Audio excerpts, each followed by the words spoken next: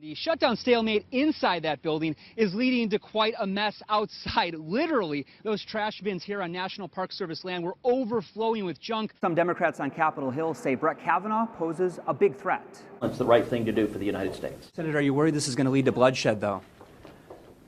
You know, You can find the legacy of the Americans with Disabilities Act around every corner, whether it's the cutouts of the curb that make it easy for a wheelchair or our equipment. We've always said it was going to be a toss-up, and sure enough, here it is, almost midnight, and it is a toss-up. Judge Brett Kavanaugh's Supreme Court confirmation hits a major snag. When I was growing up here in the southwest suburbs of Chicago, it was the Sears Tower. How can anyone believe that the new reforms will actually work?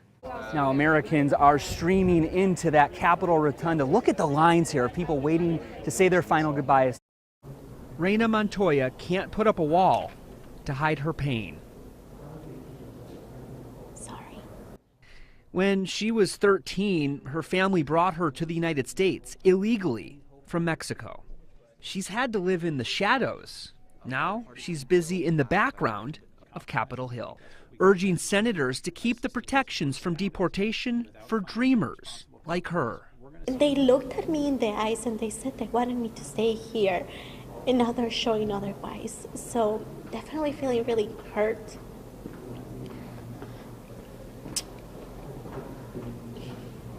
I'm disappointed. The motion is not agreed to. The Senate shooting down one immigration plan The motion is not agreed to. after another. The motion is not agreed to. Four in all failing. The motion is not agreed to. Now these dreamers mourn. Can't move forward because we don't know which way to go. Mr. President, our message is simple. Democrat Chris Coons, whose failed proposal would have allowed the dreamers permanent residency, says the Senate needed more time. Why anyone would think that we could resolve fully the complex and difficult questions of immigration without committee hearings and with really 4 votes on one day shows a lack of appreciation of how difficult, divisive, and complex this issue is. But Republican Senator John Kennedy is blunt with his blame. If I were a dreamer right now, I would be furious with Senator Schumer. How dare he play politics with my life like this? But why are you blaming Senator Schumer for this? Because he's responsible. He did it. He stalled and restalled all week. We were ready Monday night. I was ready Monday night. Raina is ready too, for Congress to give her protection. They should know that if I get deported, if thousands of dreamers get deported, it's because of their lack of courage and their lack and inability to take action. Mateo lived the first 18 months of his life inside a Chinese orphanage. But in March, through the power of adoption, almost back to the house. Let's keep going. Allison and Mike Contreras became Mateo's mom and dad. He brings so much joy to our life, and then to see him play with his friends around the neighborhood and to know that he's bringing joy to other families and in our whole community. He's right here with his best friend who we just kicked in the face. The Contreras family spent years and tens of thousands of dollars to bring their new son home. Yeah. And to help with those costs, they qualify for a roughly $13,000 adoption tax credit. We have a lot of love in our family. We have more love to give to more children. And unfortunately in adoption, love isn't the only resource you need. And so anything that the country can do to support families that have love to give to a child in need is really appreciative. The IRS says 64,000 families in 2015 took the adoption tax credit, totaling about $251 million. But the current Republican tax plan cuts the credit. Are you lefty? With or without the tax credit, Allison and Mike again plan to adopt another infusion of joy into the Contreras home. We're just happy that we could provide a home and a place for him to thrive.